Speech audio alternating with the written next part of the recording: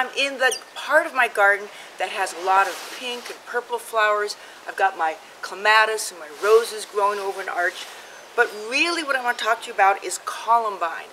Now these purple flowers are columbine. Columbine comes in many different colors. They come in bicolors. There's hybrid varieties with great big flowers. The common name is sometimes called Granny's bonnet because of the really unusual shape of the flowers.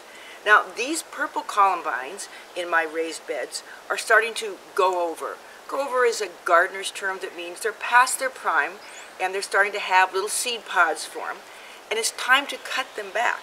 When you cut back columbine blooms, what you do to tidy up the garden is go ahead and follow these long stems all the way down deep into the plant. So I'm taking the entire stem off deep so you don't have to see them. Now these can go into the compost pile, but what I'm doing, I'm placing them into a bucket of water. Now the reason I'm doing that because I have some woodland gardens that I would like to seed with a wildflower like columbine. So this time of year when the columbines are just now starting to go to seed or go over, collecting the stems of columbines, putting them in a bucket of water allows me to move them to different parts of the garden where I want them to naturally reseed. So what they're going to do is, because of the heat of the summer, those petals are going to fall off, the seed pods are going to dry up, they're going to explode, they're going to send little seeds all over, and then with any luck, I'll have reseeding columbines throughout my more natural part of the garden.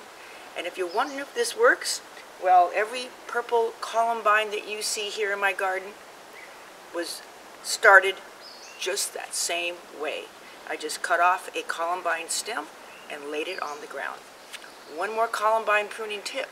If you do notice that your columbine leaves, after you prune them back even, if you notice that they are maybe eaten by insects, getting powdery mildew, or just not looking good, it's totally okay to cut down very, very low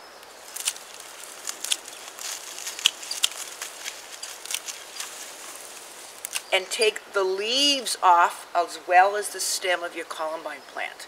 That'll leave a very low sheared plant, but don't worry because your columbine will push out fresh, new green growth and be looking neat and tidy for the rest of the summer.